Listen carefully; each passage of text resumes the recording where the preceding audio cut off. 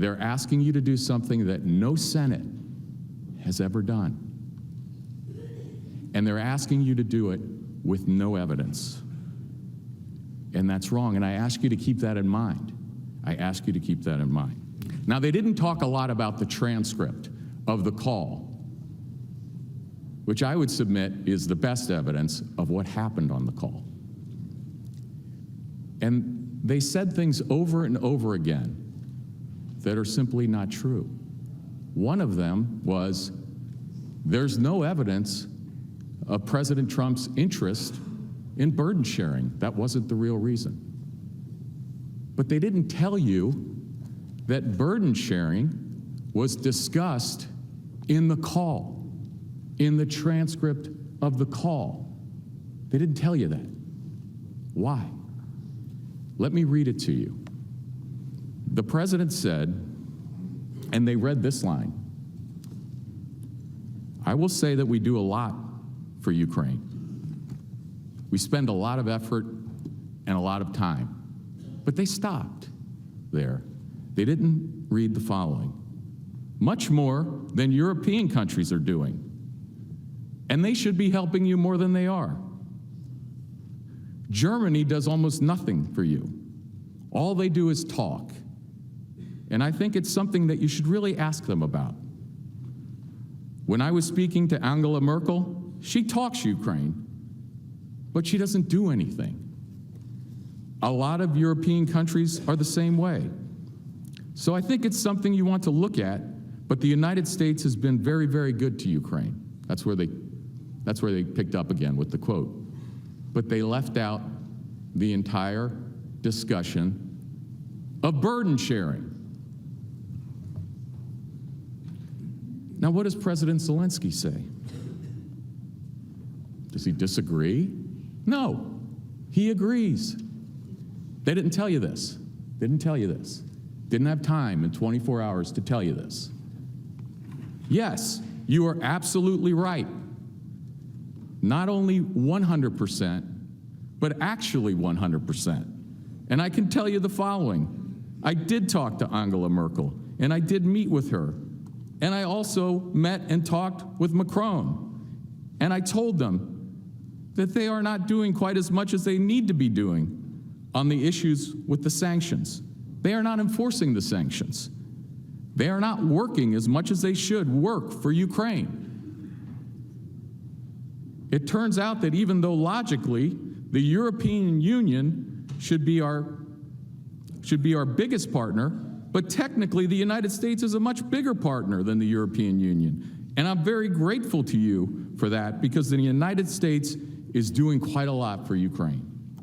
Much more than the European Union, especially when we are talking about sanctions against the Russian Federation.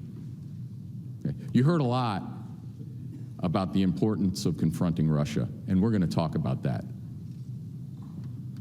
And you will hear that President Trump has a strong record on confronting Russia. You will hear that President Trump has a strong record of support for Ukraine.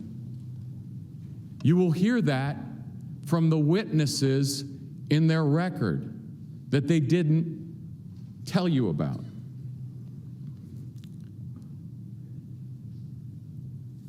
So that's one very important example. They come here to the Senate and they ask you, remove a president, tear up the ballots in all of your states. And they don't bother to read the key evidence of the discussion of burden sharing that's in the call itself. Now, that's emblematic of their entire presentation. Again, my name is Michael Purpura. I serve as Deputy Counsel to the President. It is my honor and privilege to appear before you today on behalf of President Donald J. Trump. And what is the President's response? Well, it reads like a classic organized crime shakedown.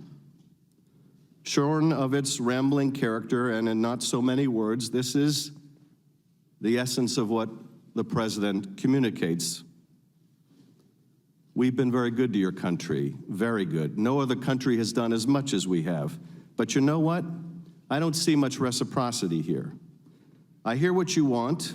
I have a favor I want from you, though. And I'm going to say this only 7 times, so you better listen good. I want you to make up dirt on my political opponent, understand lots of it. On this and on that, I'm going to put you in touch with people, and not just any people. I'm going to put you in touch with Attorney General of the United States, my Attorney General, Bill Barr. He's got the whole weight of the American law enforcement behind him. And I'm going to put you in touch with Rudy. You're going to love him, trust me. You know what I'm asking, and so I'm only going to say this a few more times, in a few more ways. And by the way, don't call me again. I'll call you when you've done what I asked. This is, in character, what the president was trying to communicate. That's fake. That's not the real call. That's not the evidence here. That's not the transcript that Mr. Cipollone just referenced. And we can shrug it off and say we were making light or a joke, but that was in a hearing in the United States House of Representatives discussing the removal of the President of the United States from office. There are very few things, if any, that can be as grave and as serious. Let's stick with the evidence. Let's talk about the facts and the evidence in this case.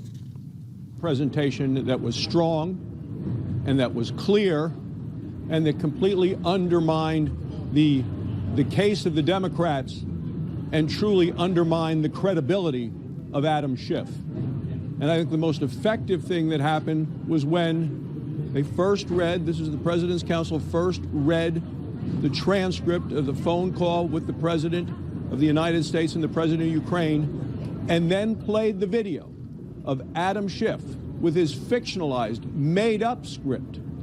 And from where I was sitting, I know the press couldn't see his face, but the blood drained from Adam Schiff's face as they played that video and his made-up words.